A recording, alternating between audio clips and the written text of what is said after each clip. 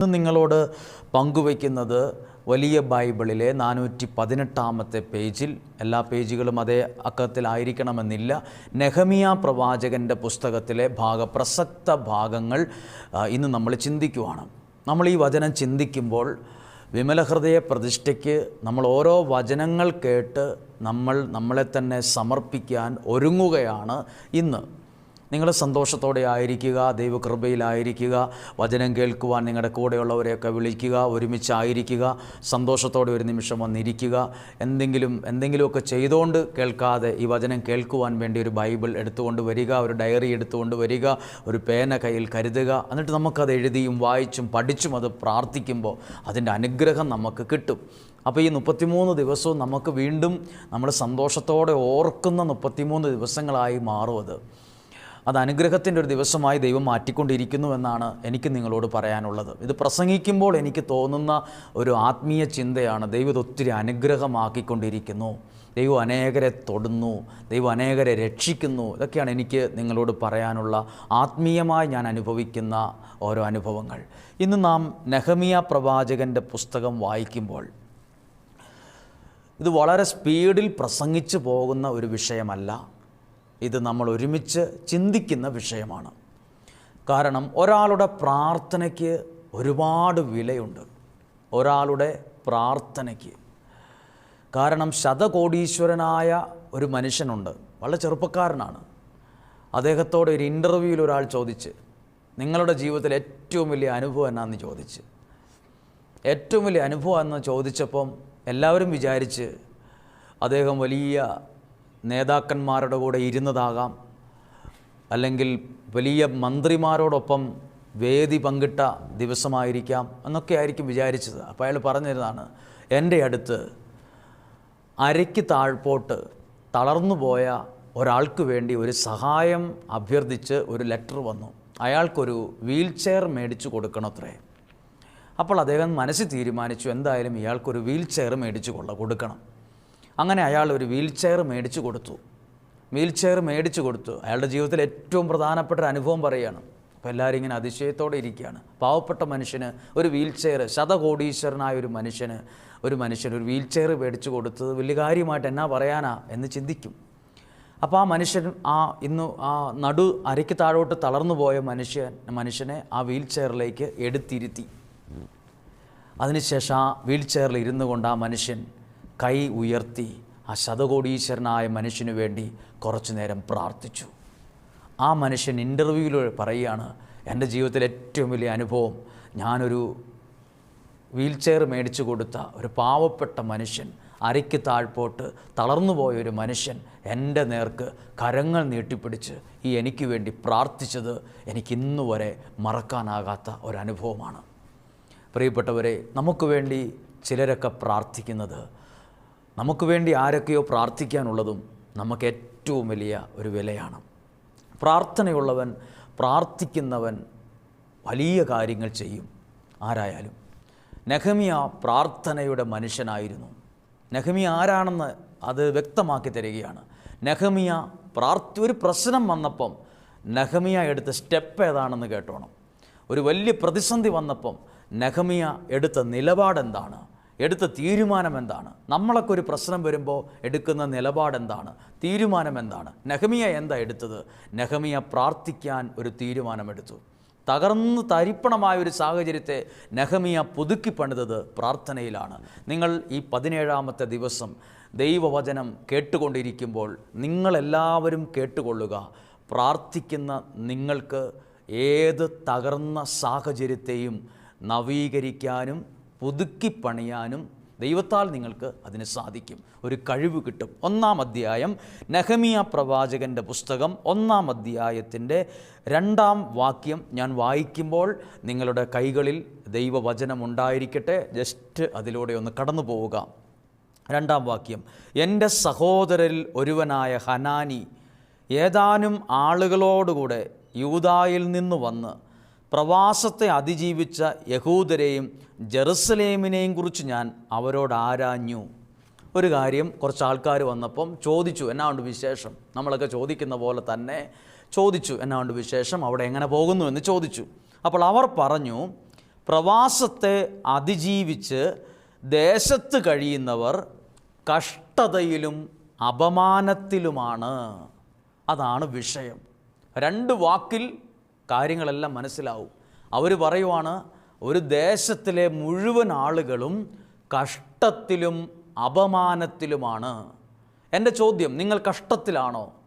നിങ്ങൾ അപമാനത്തിലാണോ? ഇനി കേൾക്കുന്ന വാക്യങ്ങൾ നിങ്ങൾക്കുള്ളതാണ്. അവർ പറഞ്ഞു, ആ ദേശത്തെ ജനങ്ങൾ കഷ്ടത്തിലും അപമാനത്തിലുമാണ്, കഷ്ടതയിലാണ്, വളരെ നാണക്കേടിലാണ്. അപ്പോൾ നെഹമ്യാ എന്തു ചെയ്തു എന്നാണ് എഴുതിയിരിക്കുന്ന വാക്യം. വായിച്ചു കേൾപ്പിക്കാം. ജെറുസലേം മതിലുകൾ തകർന്ന് കവാടം അഗ്നിക്കിരയായി അതേപടി അവിടെ കിടക്കുന്നുണ്ട്. അവരൊന്നും കൂടെ വിശദീകരിച്ച് പറയുകയാണ് എന്തൊക്കെയാണ് സംഭവം. കഷ്ടതയിലുമാണ്, അപമാനത്തിലുമാണ്. പിന്നെ പ്രത്യേകത, ജെറുസലേമിൻ്റെ മതിൽ തകർന്ന് കിടക്കുന്നു. എന്നെ കേൾക്കുന്ന ആരൊക്കെയോ ജീവിതം തകർന്ന് കിടക്കുന്നവരാണ്. കുടുംബം തകർന്ന് കിടക്കുന്നു, ഭാവി തകർന്ന് കിടക്കുന്നു, സാമ്പത്തികം തകർന്ന് കിടക്കുന്നു, ആരോഗ്യം തകർന്ന് കിടക്കുന്നു. തകർന്ന് കിടക്കുന്ന ഒരാളാണോ? തകർന്നു പോയതിനെക്കുറിച്ചൊരു ദുഃഖമുണ്ടോ നിങ്ങളിൽ? ഈ വചനം ശ്രദ്ധിച്ചു കേൾക്കണം. അവർ പറഞ്ഞു കഷ്ടത്തിലും അപമാനത്തിലുമാണ്. തീർന്നിട്ടില്ല. ജെറുസലേമിൻ്റെ മതിലുകൾ തകർന്നു എന്ന് മാത്രമല്ല, അതിൻ്റെ കവാടം കത്തി നശിച്ചു, അഗ്നിക്കിരയായി. എന്നിട്ടോ അതെല്ലാം കരിഞ്ഞ് കരിക്കട്ട പോലെ കത്തിയും കത്താതെയും ഒക്കെ അവിടെ അതേപടി കിടക്കുന്നു. ഇപ്പോൾ കിടക്കുന്ന നിലവാരം എങ്ങനെയാണെന്നറിയാമോ? ഒന്നുമില്ലാതെ കത്തിക്കരിഞ്ഞ് മതിലുകൾ പൊളിഞ്ഞ് കഷ്ടത്തിലും അപമാനത്തിലും ഇങ്ങനെ കിടക്കുന്നു. അപ്പോൾ ഇതെല്ലാം കേട്ടപ്പോൾ നെഹമ്യാ എന്നാ ചെയ്ത്? ഇതെല്ലാം കേട്ടപ്പോൾ നമ്മളെന്നാ പറയുന്നത്? നമ്മൾ പറയും തലവര മോശമാണ്, നിന്റെ വിധി ഇങ്ങനെയാണ്, നീ തീർന്നു, നീ നശിച്ചു എന്നൊക്കെ ആയിരിക്കും നമ്മൾ പറയുക. നെഹമ്യാ എന്നാ ചെയ്തതെന്ന് നെഹമ്യായെ കണ്ടു തന്നെ പഠിക്കണം. നെഹമ്യായെ കണ്ടു പഠിക്കാനുണ്ട്. അതാണ് അടുത്ത വാക്യം, 4-ാമത്തെ വാക്യം. ഇത് കേട്ട് ഞാൻ നിലത്തിരുന്ന് കരഞ്ഞു. ഇത് കേട്ട് എന്തൊക്കെ കത്തിക്കരിഞ്ഞു കിടക്കുന്നു, ആകെ തകർന്ന് തരിപ്പണമായി തവിടുപൊടിയായി കിടക്കുന്നു. അതുമാത്രമല്ല കഷ്ടത്തിലും അപമാനത്തിലും കിടക്കുന്നു. ഇത് കേട്ട് കരഞ്ഞു. എന്നിട്ട് അടുത്ത വാക്യം എഴുതിയിരിക്കുക, ദിവസങ്ങളോളം വിലപിക്കുകയും ദൈവസന്നിധിയിൽ ഉപവസിക്കുകയും ചെയ്തു. അതായത് കഷ്ടത്തിലും അപമാനത്തിലും കത്തിക്കരിഞ്ഞ് ആകെ ചാരമായി മതിലുകൾ പൊളിഞ്ഞു കിടക്കുമ്പോൾ നെഹമ്യാ ചെയ്തത് ദൈവസന്നിധിയിലിരുന്ന് കരഞ്ഞു, ദൈവസന്നിധിയിൽ ഉപവാസം എടുത്ത് ദൈവത്തോട്, അടുത്ത വാക്യം എഴുതിയിരിക്കാൻ, സ്വർഗസ്ഥനായ ദൈവത്തിൻ്റെ സന്നിധിയിൽ ഞാൻ പ്രാർത്ഥിച്ചു. പ്രിയപ്പെട്ടവരെ, ഒരു സാഹചര്യം ഇങ്ങനെ കിടക്കുമ്പോൾ കരഞ്ഞു, ശപിച്ചു, തെറി പറഞ്ഞു, എൻ്റെ ജീവിതത്തെക്കുറിച്ച് ശാപവാക്കുകൾ പറഞ്ഞു, എല്ലാവരോടും ദേഷ്യപ്പെട്ടു എന്നല്ല. നെഹമ്യാ ദൈവസന്നിധിയിൽ പോയിരുന്ന് കരഞ്ഞു, ഒരു ഉപവാസം എടുത്തു, ദൈവസന്നിധിയിൽ പ്രാർത്ഥിച്ചു. ഇതാണ് പ്രശ്നങ്ങൾക്കുള്ള പരിഹാരം. നമ്മളും പ്രശ്നങ്ങൾ ജീവിതത്തിൽ വരും, കത്തിക്കരിഞ്ഞു പോകും, ചിലപ്പം എല്ലാം പൊട്ടിപ്പൊളിഞ്ഞ് താഴെ വീഴും, അങ്ങനെ കിടക്കും. വഴിയെ പോകുന്നവരൊക്കെ കളിയാക്കും, നിന്ദിക്കും, കഷ്ടത്തിലും അപമാനത്തിലും വരും. ഇതിൽ നിന്ന് എങ്ങനെയാ, ചാരത്തിൽ നിന്നൊക്കെ എങ്ങനെയാ എഴുന്നേക്കാൻ പറ്റുക? ഇങ്ങനെ എഴുന്നേക്കാൻ പറ്റുക. ദൈവസന്നിധിയിലിരുന്ന് കരഞ്ഞു, ഉപവാസമെടുത്ത് പ്രാർത്ഥിച്ചു, എന്നിട്ട് സ്വർഗസ്ഥനായ ദൈവത്തിൻ്റെ സന്നിധിയിൽ പ്രാർത്ഥിച്ചു. 5-ാം വാക്യം മുതൽ നെഹമ്യാ ദൈവത്തോട് പ്രാർത്ഥിച്ചു കൊണ്ടേയിരുന്നു. പ്രാർത്ഥിച്ചു. നിങ്ങൾ ഇങ്ങനെ ഒരു സ്റ്റെപ്പ് എടുക്കുക. ഈ 33 ദിവസത്തെ പ്രാർത്ഥനയിൽ പങ്കെടുക്കുന്ന നിങ്ങൾ കരഞ്ഞ് കലങ്ങിയ കണ്ണുകളോടെ അകത്തിരുന്നത് മതിയാക്കുക. എന്നിട്ട് ഇങ്ങനെയൊന്ന് പ്രാർത്ഥിച്ചിട്ട് ഒരു പുതിയ സ്റ്റെപ്പ് ജീവിതത്തിൽ എടുക്കുക. ദൈവസന്നിധിയിലിരുന്ന് ഒരു ഉപവാസം എടുക്കുക, ഒരു പ്രാർത്ഥന പ്രാർത്ഥിക്കുക, ദൈവസന്നിധിയിൽ നിലവിളിക്ക്. കാര്യങ്ങൾ പരിഹരിക്കപ്പെടും, കാര്യങ്ങൾ ദൈവം ഏറ്റെടുക്കും. അടുത്ത വാക്യം, ഇങ്ങനെയെല്ലാം കഴിഞ്ഞിരിക്കുമ്പം നെഹമ്യാ വളരെ ഇങ്ങനെ ദൈവസന്നിധിയിൽ പ്രാർത്ഥിച്ചു കൊണ്ടിരിക്കുമ്പോൾ 2-ാം അധ്യായം, നെഹമ്യാ രാജകൊട്ടാരത്തിൽ ചെന്ന് രാജാവിന് ഗ്ലാസ്സിനകത്ത് വീഞ്ഞൊഴിച്ചു കൊടുക്കുകയാണ്. വീഞ്ഞിങ്ങനെ ഒഴിച്ചു കൊടുക്കുമ്പം രാജാവ് ചോദിച്ചു, എന്തുവാണാവോ നിൻ്റെ മുഖം രോഗമുള്ളവനെ പോലെ വിഷാദിച്ചിരിക്കുന്നത്? നിൻ്റെ മുഖത്തെന്തോ ഒരു ദുഃഖമുണ്ട് എന്ന് രാജാവ് ചോദിച്ചു. അപ്പോൾ ആ വാക്യം ഒന്ന് വായിച്ച് കേൾപ്പിക്കാം. 2-ാം അധ്യായം. അർത്താക്സർക്സ് രാജാവിൻ്റെ 20-ാം ഭരണവർഷം നിസാൻ മാസം ഞാൻ രാജാവിന് വീഞ്ഞ് പകർന്നു കൊടുത്തു. അപ്പുറത്തിരുന്ന ജഗ്ഗിന്ന് വീഞ്ഞെടുത്ത് രാജാവിനിങ്ങനെ ഒഴിച്ചു കൊടുക്കും. അപ്പോൾ അദ്ദേഹം ഭക്ഷണം കഴിക്കുമ്പോൾ അപ്പോൾ രാജാവ് ചോദിച്ചു, ഇതിനു മുമ്പ് മ്ലാനവതനായി രാജാവ് എന്നെ കണ്ടിട്ടില്ല, എന്തുവാ നിൻ്റെ മുഖത്ത് ഒരിക്കലും ഇല്ലാത്തൊരു ദുഃഖമുണ്ടല്ലോ എന്ന് ചോദിച്ചു. എന്നെ കേൾക്കുന്ന നിങ്ങളുടെ മുഖത്തും എന്തോ ഒരു ദുഃഖം ഉണ്ടാകാം, എവിടെയോ ഒരു വിഷമം ഉണ്ടാകാം. ചിലർ ചോദിച്ചിട്ടുണ്ടാകാം, എന്താ നിൻ്റെ ഒരു മുഖത്തൊരു ദുഃഖമുണ്ടല്ലോ. നമ്മളെല്ലാവരോടും ഒന്നുമില്ല എന്ന് പറഞ്ഞിട്ടുണ്ടാകാം. ചോദിച്ചു, എന്തോ ഒരു ദുഃഖമുണ്ടല്ലോ, നിന്നെ ഇങ്ങനെ ദുഃഖിച്ച് കണ്ടിട്ടില്ലല്ലോ എന്ന് ചോദിച്ചു. രോഗമില്ലാതിരുന്നിട്ടും എന്തേ നിൻ്റെ മുഖം ഇങ്ങനെ മ്ലാനമായിരിക്കുന്നു? ഹൃദയവ്യഥയല്ലാതെ മറ്റൊന്നല്ല, രാജാവ് പറഞ്ഞു. നിൻ്റെ മനസ്സിൽ എന്തോ ദുഃഖമുണ്ട്. നമ്മളും ആൾക്കാരോട് പറയില്ല, നിൻ്റെ മനസ്സ്, നീ ഒന്നുമില്ലെന്ന് പറയണ്ട, നിൻ്റെ മനസ്സിൽ എന്തോ ഒരു ദുഃഖമുണ്ട്. മനസ്സിൽ എന്തോ ഒരു ദുഃഖമുള്ളവർ എന്നെ കേൾക്കുന്ന 90% ആൾക്കാരും എന്തോ ഒരു ദുഃഖമുണ്ട്. നിങ്ങളോടാണ് ഈ വചനം സംസാരിക്കുന്നത്. എന്തോ ഒരു ദുഃഖമുണ്ടെന്ന് പറഞ്ഞു. അപ്പോൾ നെഹമിയ ഭയത്തോടെ പറഞ്ഞു, പേടിയോടെ പറഞ്ഞു, രാജാവ് നീണാൽ വാഴട്ടെ, നിനക്ക് ദീർഘായുസ്സുണ്ടാകട്ടെ.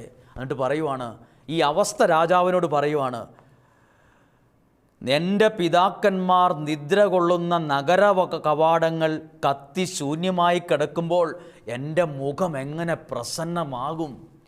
എൻ്റെ സാഹചര്യങ്ങൾ മോശമാണ്, എല്ലാം തകർന്ന് തരിപ്പണമായി കിടക്കുമ്പോൾ എനിക്ക് എങ്ങനെ സന്തോഷിക്കാൻ പറ്റും എന്ന് ചോദിച്ചു. സത്യമാണ്, നമ്മളും പറയും, എൻ്റെ വീട് ഇങ്ങനെ ഇരിക്കുമ്പോൾ, എൻ്റെ ജീവിത പങ്കാളി ഇങ്ങനെ ആയിരിക്കുമ്പോൾ, എൻ്റെ മക്കൾ ഇങ്ങനെ ആയിരിക്കുമ്പോൾ, എൻ്റെ സാമ്പത്തികം ഇങ്ങനെ കിടക്കുമ്പോൾ, എൻ്റെ ആരോഗ്യം ഇങ്ങനെ കിടക്കുമ്പോൾ എനിക്ക് എങ്ങനെ സന്തോഷിക്കാൻ പറ്റും എന്ന് ചോദിച്ചു. അപ്പോൾ രാജാവ് ചോദിച്ചു, നിൻ്റെ ആവശ്യം എന്നാ? ഞാൻ നിനക്ക് വേണ്ടി എന്തു ചെയ്യണം എന്ന് ചോദിച്ചു. അതാണ് 4-ാമത്തെ വാക്യം. രാജാവ് ചോദിച്ചു, എന്താണ് നിൻ്റെ അപേക്ഷ? അപ്പോൾ 5-ാമത്തെ വാക്യം ശ്രദ്ധിക്കണേ. ഇതെല്ലാം നടക്കുന്നത് ഭക്ഷണമേശയുടെ അടുത്ത് നിന്ന് സാധാരണ സംഭാഷണം, സൗഹൃദ സംഭാഷണം പോലെയാണ്. രാജാവ് ചോദിച്ചു, എന്താ ഞാൻ നിനക്ക് വേണ്ടി ചെയ്യേണ്ടത്? അപ്പം ഉടനെ ചാടിയല്ലേ മറുപടി പറയേണ്ടത്? നെഹമിയയുടെ പ്രത്യേകത കേട്ടോ. 5-ാമത്തെ വാക്യം, സ്വർഗസ്ഥനായ ദൈവത്തോട് പ്രാർത്ഥിച്ചതിന് ശേഷം ഞാൻ രാജാവിനോട് മറുപടി പറഞ്ഞു. ആ വാക്കെന്തിനാണ് അവിടെ വന്നത്? സ്വർഗസ്ഥനായ ദൈവത്തോട് പ്രാർത്ഥിച്ചിട്ടാണ് നെഹമിയ ഒരു മറുപടി പോലും പറഞ്ഞത്. മറുപടി ചോദിച്ച പാടെ ഇന്നതാ എൻ്റെ വിഷമം, ഇന്ന കാര്യം ചെയ്ത് കിട്ടിയാൽ കൊള്ളായിരുന്നു എന്നങ്ങ് പറഞ്ഞാൽ പോരെ. അതാണ് നെഹമിയ പ്രാർത്ഥനയ്ക്ക് കൊടുത്ത വിലയാണ്, ദൈവത്തിന് കൊടുത്ത ആ ദൈവത്തോടുള്ള ആത്മബന്ധമാണത് കാണിക്കുന്നത്. രാജാവ് ചോദിച്ചു, എന്താണ് നിൻ്റെ അപേക്ഷ?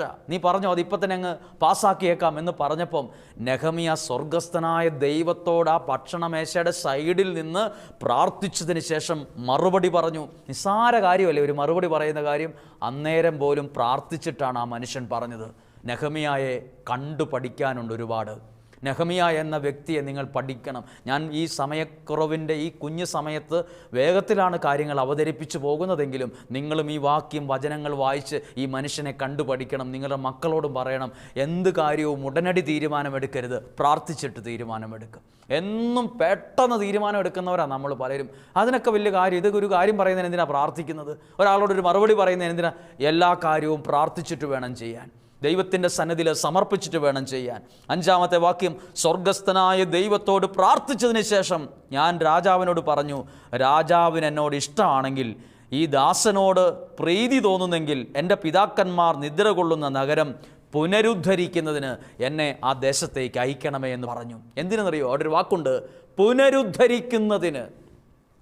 പ്രാർത്ഥിക്കുന്നവനാണ് പുനരുദ്ധരിക്കുന്നത്. പ്രാർത്ഥിക്കാത്തവൻ കുറ്റം പറഞ്ഞ് വിമർശിച്ചും കളിയാക്കിയും തലവരെയാ വിധിയാന്നൊക്കെ പറഞ്ഞുകൊണ്ട് അവിടെ ഇരിക്കും. പ്രാർത്ഥിക്കാത്തവൻ ഇങ്ങനെയൊക്കെ പറഞ്ഞുകൊണ്ടിരിക്കും. പ്രാർത്ഥിക്കുന്നവനോ അവൻ പുനരുദ്ധരിക്കും. ചാരത്തിൽ നിന്നവൻ പുതുക്കിപ്പണിയും, പൊട്ടിപ്പൊളിഞ്ഞതിൽ നിന്ന് അവൻ പുനരുദ്ധരിക്കും. നെഹമിയ ആരാണ്? നെഹമിയ 1-ാം അധ്യായത്തിൽ നെഹമിയ ആരാണ്? ദൈവസന്നിധിയിൽ കരഞ്ഞ് ഉപവാസമെടുത്ത് പ്രാർത്ഥിച്ചവൻ. രാജാവ് ചോദിച്ചു, എന്നാ ഞാൻ നിനക്ക് വേണ്ടി ചെയ്യണ്ടേ എന്ന് ചോദിച്ചപ്പം ദൈവസന്നിധിയിൽ പ്രാർത്ഥിച്ച് മറുപടി പറഞ്ഞാൽ നെഹമിയയിലൂടെയാണ് ഇനിയൊരു പ്രവർത്തനം നടക്കുന്നത്. പ്രാർത്ഥിക്കുന്നവൻ്റെ കരങ്ങളെയും അധരങ്ങളെയും ദൈവം പ്രയോജനപ്പെടുത്തും. അവൻ്റെ കരങ്ങളിലൂടെ ഒന്നുമില്ലായ്മയിൽ നിന്ന് ദൈവം ചിലതിനെ അത്ഭുതകരമായി പൊക്കിക്കൊണ്ടുവരും, പണിതുയർത്തും, പുനരുദ്ധരിക്കും. നിങ്ങളുടെ കുടുംബം തകർന്നു പോയതാണോ, ജീവിതം തകർന്നതാണോ, നിങ്ങൾ പ്രാർത്ഥിക്കുന്ന നിങ്ങളിലൂടെ അത് പുനരുദ്ധരിക്കപ്പെടും. അത് പുനരുദ്ധരിക്കപ്പെടും. ദൈവം അതിനുള്ള കൃപയും ശക്തിയും ബലവും നിങ്ങൾക്ക് തരും. ഈ നെഹമ്യാ പറഞ്ഞു, എന്നെ ഒന്ന് പുനരുദ്ധരിക്കാൻ എനിക്കൊരു പെർമിഷൻ തരണമെന്ന് പറഞ്ഞു. അപ്പോൾ രാജാവ് ചോദിച്ചു, എത്ര നാളത്തേക്ക് നീ പോണു? എത്ര ദിവസത്തേക്കാണ് വേണ്ടത്? എത്ര ദിവസം വേണമെന്ന് ചോദിച്ചു. എത്ര നാളത്തേക്കാണ് നീ പോകുന്നത്? എന്ന് മടങ്ങി വരും? ഞാൻ കാലാവധി പറഞ്ഞു. അവൻ എന്നെ പോകാൻ അനുവദിച്ചു. അപ്പോൾ രാജ്ഞിയും സമീപത്തുണ്ടായിരുന്നു. നോക്കൂ, ഒരു സിനിമ നടക്കുന്നത് പോലെ തന്നെയാണ്. നമുക്കത് ഇങ്ങനെ പിക്ചറിൽ കാണാൻ പറ്റും. ഈ സംഭവം എല്ലാം നടക്കുന്നത് ഭക്ഷണമേശയുടെ സംഭവമാണ്. ഇതെല്ലാം കേട്ടുകൊണ്ടിരി രാജ്ഞിയും അടുത്തുണ്ട്, രാജാവുണ്ട്. രാജാവ് ചോദിച്ചു, എത്ര നാളത്തേക്ക് നിനക്ക് അവധി വേണം? എപ്പോൾ തിരിച്ചു വരും എന്നെല്ലാം ചോദിച്ചു. 7-ാമത്തെ വാക്യം, ഞാൻ രാജാവിനോട് അഭ്യർത്ഥിച്ചു, നദിക്കരയുള്ള പ്രദേശത്തൂടെ യൂദായിലെത്താനുള്ള അനുവാദത്തിന് അവിടുത്തെ ഭരണാധികന്മാർക്ക് കൊടുക്കാൻ എനിക്കൊരു കുഞ്ഞ് കത്ത് തരണം എന്ന് പറഞ്ഞു. ദേവാലയത്തിൻ്റെ കോട്ടവാതിലുകൾക്കും ഭിത്തിക്കും എനിക്ക് താമസിക്കാനുള്ള വീടിനും ആവശ്യമുള്ള തടി നൽകുന്നതിന് രാജാവിൻ്റെ ധനകാര്യ വിചാരകനായ അസാഫിനുള്ള കത്ത് നൽകിയാലും കുറച്ച് തടിയൊക്കെ എനിക്ക് ആവശ്യമുണ്ട്. ഒരു വീടൊക്കെ പണിയണം, അവിടെ ചെന്നിട്ട് എനിക്ക് ഇച്ചിരി കാര്യങ്ങൾ ചെയ്യാനുണ്ട്. അതുകൊണ്ട് ഇതിനെല്ലാം ഒരു അനുവാദം തരണമെന്ന് പറഞ്ഞു. അങ്ങനെ എല്ലാ അനുവാദവും മേടിച്ച് നെഹമ്യാ ആ സ്ഥലത്തേക്ക് പോയി. 11-ാമത്തെ വാക്യം, അവർ ജെറുസലേമിൽ 3 ദിവസം അവിടെ താമസിച്ചു. ഇനി സംഭവമാണ് കേട്ടോ. ഇതെല്ലാം വായിക്കുമ്പോൾ നിങ്ങൾ 1-ാമത്തെ അധ്യായം മറന്നു പോകരുത്. നഗരം കഷ്ടത്തിലും അപമാനത്തിലും കത്തിക്കരിഞ്ഞ് മതിൽ പൊളിഞ്ഞ് നിലത്ത് കിടക്കുകയാണ്.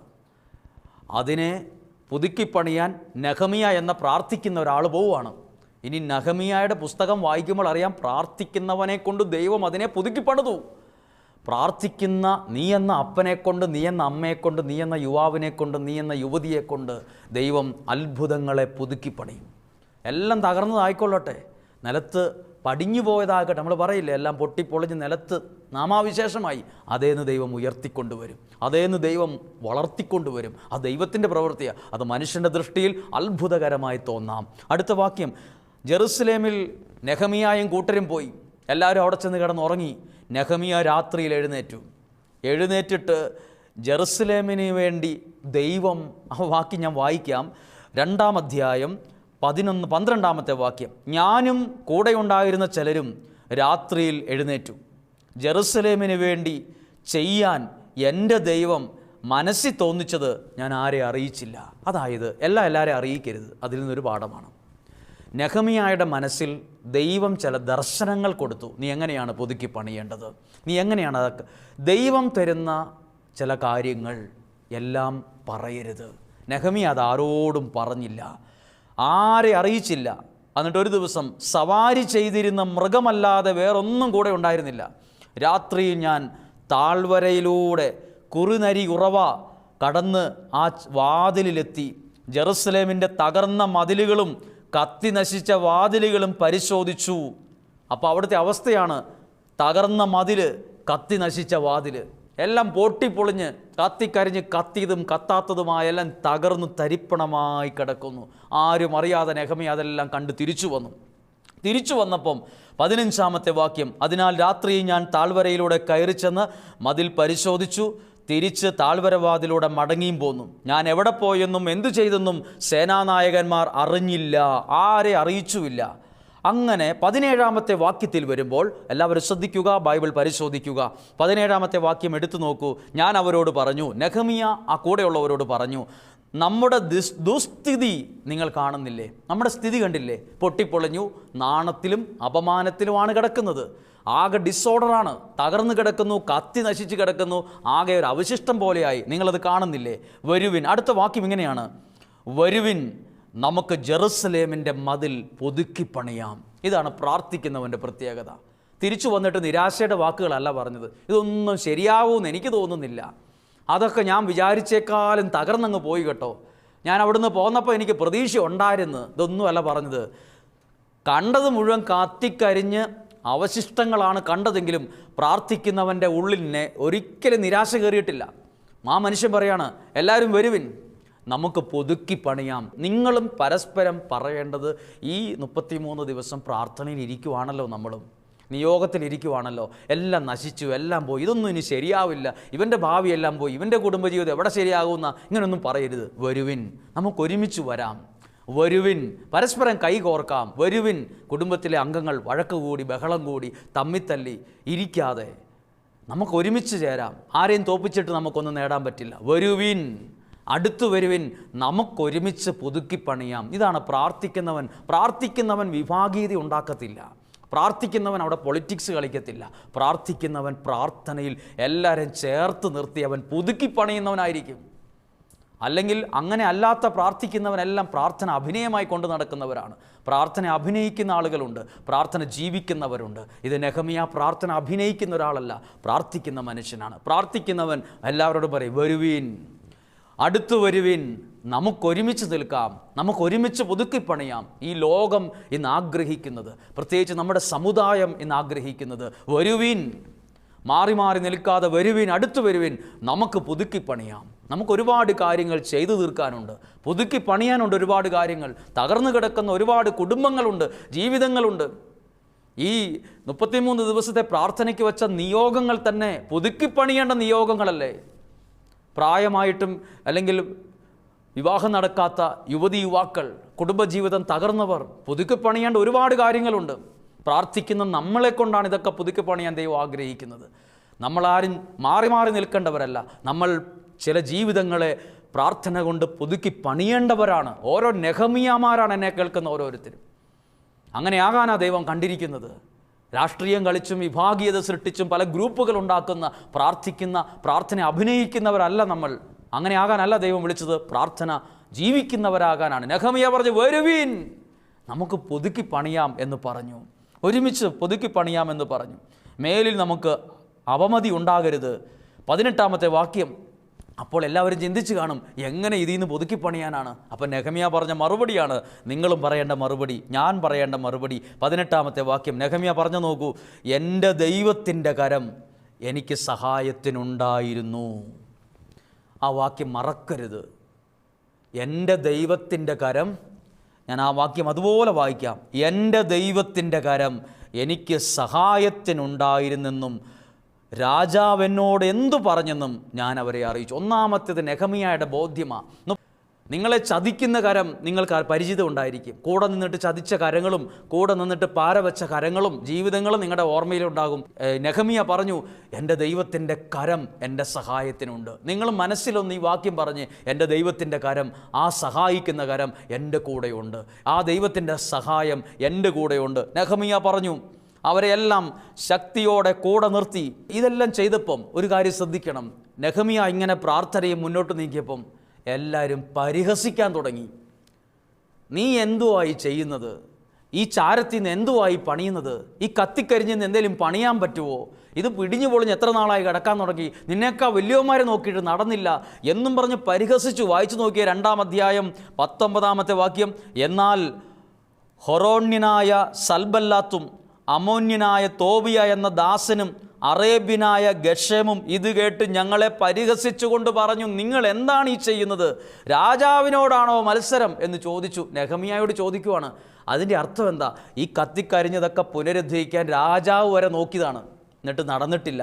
അന്നേരമാണോ കുറച്ച് പ്രാർത്ഥനയുണ്ടെന്ന് പറഞ്ഞ് നെഹമ്യാ പുതുക്കി പണിയുന്നത്? ഇത്രയും പേര് ഒരുമിച്ച് നിന്നിട്ട് നെഹമ്യായോട് പരിഹസിച്ചു. പ്രാർത്ഥിക്കുന്ന നിന്നെ, പുതുക്കിപ്പണിയാമെന്ന് പറയുന്ന നിന്നെ, വരുവീൻ, നമുക്ക് ഒരുമിച്ച് നിൽക്കാം, ഒരുമിച്ച് പുതുക്കിപ്പണിയാം എന്ന് പറയുമ്പോൾ, പ്രസംഗിക്കുമ്പോൾ പലരും ട്രോളിറക്കും, പലരും പരിഹസിക്കും, പലരും വിമർശിക്കും. എന്നാൽ ദൈവത്തിൻ്റെ ദാസനായ ഈ നെഹമ്യാ അതൊന്നും കേട്ട് ഡൗൺ ആയില്ല. നെഹമ്യാ പറഞ്ഞത് എന്താണെന്ന് കേട്ടോ? 20-ാമത്തെ വാക്യം. നെഹമ്യാ മറുപടി നൽകി. പ്രിയപ്പെട്ടവരെ, ദൈവത്തിന് വേണ്ടി നിൽക്കുമ്പോൾ, പരിഹസിക്കുമ്പോൾ, വിമർശിക്കുമ്പോൾ അതിനൊക്കെ മറുപടി നൽകണം. അവിടെ തല താഴ്ത്തി പോകാനല്ല ദൈവം നിന്നെ വച്ചിരിക്കുന്നത്. നെഹമ്യാ അത് കേട്ട് തല താഴ്ത്തി നേരെ വീട്ടിലോട്ട് പോയി കരഞ്ഞു എന്നല്ല എഴുതിയിരിക്കുന്നത്. നെഹമ്യാ മറുപടി നൽകി. ആ വാക്യം മറുപടി എന്നാന്ന് കേട്ടെ? സ്വർഗത്തിലെ ദൈവം ഞങ്ങൾക്ക് വിജയം നൽകും എന്ന് മറുപടി കൊടുത്തു. ഇതുപോലൊരു മറുപടി എല്ലാ പ്രാർത്ഥിക്കുന്ന മനുഷ്യൻ്റെയും അതരത്തിൽ വേണം. പ്രാർത്ഥിക്കുന്നവനെ വിമർശിക്കും, കളിയാക്കടാ, നിന്നേക്കാൾ വലിയൊരു നോക്കിയിട്ട് നടന്നിട്ടില്ല, നിന്നേക്കാൾ വലിയ ആൾക്കാർ പരിശ്രമം നടന്നില്ല, പിന്നെയാണ് നീ പ്രാർത്ഥനക്കാരനായി നീ നോക്കുന്നത്. സ്വർഗത്തിലെ ദൈവം എനിക്ക് വിജയം നൽകും. നിങ്ങളും എന്നെ കേട്ടുകൊണ്ടിരിക്കുന്ന നിങ്ങൾ ഉറക്കെയൊന്നും പറയാൻ പറ്റിയില്ലേലും ഈ വാക്യം ഒന്ന് മനസ്സിൽ എഴുതി വെക്കണം കേട്ടോ. എന്നിട്ട് 10 പ്രാവശ്യം ഈ ക്ലാസ് കഴിഞ്ഞ് ആരാധന കഴിഞ്ഞ് അല്ലെ ആരാധനയുടെ ഇടയിൽ പറയണം, സ്വർഗത്തിലെ ദൈവം എനിക്ക് വിജയം നൽകും, സ്വർഗത്തിലെ ദൈവം എൻ്റെ കുടുംബത്തിന് വിജയം നൽകും, സ്വർഗത്തിലെ ദൈവം. ഇത് പറയുന്നത് വചനമാണ്. 2-ാം അധ്യായം 20-ാമത്തെ വാക്യമാണ്. നെഹമ്യാ പറഞ്ഞു, സ്വർഗത്തിലെ ദൈവം ഞങ്ങൾക്ക് വിജയം നൽകും, അവിടുത്തെ ദാസന്മാരായ ഞങ്ങൾ എഴുന്നേറ്റു നിന്ന് പണിയും എന്ന് പറഞ്ഞു. പ്രിയപ്പെട്ടവരെ, ഇനി അടുത്ത അധ്യായം ഏതെന്നറിയോ? 3-ാം അധ്യായമാണ്. മതിൽ പുനരുദ്ധരിക്കപ്പെടുന്നു. 4-ാം അധ്യായം എന്നറിയോ? മതിൽ പണിക്ക് ചില തടസ്സങ്ങളുണ്ടായി. അടുത്ത 6-ാം അധ്യായത്തിൻ്റെ അവസാനം മതിൽ പണി പൂർത്തിയാകുന്നു. എവിടെ നിന്നാന്ന് ഓർക്കണം. ഒരു മതിൽ പണിയുമ്പോൾ നമ്മൾ ഇന്ന് മതിൽ പണിത ഒരു മതിൽ കണ്ടിട്ട് അതുപോലാന്ന് ചിന്തിക്കരുത്. ഇതിൻ്റെ അവസ്ഥ പൊട്ടിപ്പൊളിഞ്ഞ് കത്തിക്കരിഞ്ഞ് കിടന്നതാണ്. പലരും കളിയാക്കി. ഇതിൽ നിന്ന് രാജാക്കന്മാർ പോലും നോക്കിയിട്ട് നടന്നിട്ടില്ല. നിന്നേക്കാൾ പണമുള്ളവനും സ്വാധീനമുള്ളവനും നോക്കിയിട്ട് നടന്നിട്ടില്ലാത്തതാണോ ഉപവാസം ഇരുന്ന് പ്രാർത്ഥിക്കുന്നത്? നീ ചെയ്യുമോ? ഇതാണ് ഉപവാസത്തിൻ്റെയും പ്രാർത്ഥനയുടെയും ശക്തി. പ്രിയപ്പെട്ടവരെ, പ്രാർത്ഥിക്കുന്ന രാജാക്കന്മാർക്ക് പോലും ചെയ്യാൻ കഴിയാത്തത് പ്രാർത്ഥിക്കുന്നവനെ കൊണ്ട് ദൈവം ചെയ്യിപ്പിക്കും. ദൈവത്തിൻ്റെ കരം, പ്രാർത്ഥിക്കുന്നവൻ്റെ കരം ദൈവത്തിൻ്റെ കരമായി മാറും. പ്രാർത്ഥിക്കുന്നവൻ്റെ ശബ്ദം ദൈവത്തിൻ്റെ സ്വരമായി മാറും. പ്രാർത്ഥിക്കുന്നവൻ്റെ വാക്കുകൾ ദൈവത്തിൻ്റെ വാക്കുകളായി മാറും. നെഹമ്യായുടെ ബോധ്യം എന്നതാ. പലരും കളിയാക്കിയപ്പം എന്നെ സഹായിക്കാൻ സ്വർഗത്തിലെ ദൈവത്തിൻ്റെ കരം എൻ്റെ കൂടെ ഉണ്ടായിരുന്നു. ദൈവത്തിൻ്റെ സഹായത്തിൽ ഞങ്ങൾ പുതുക്കി പണിയും.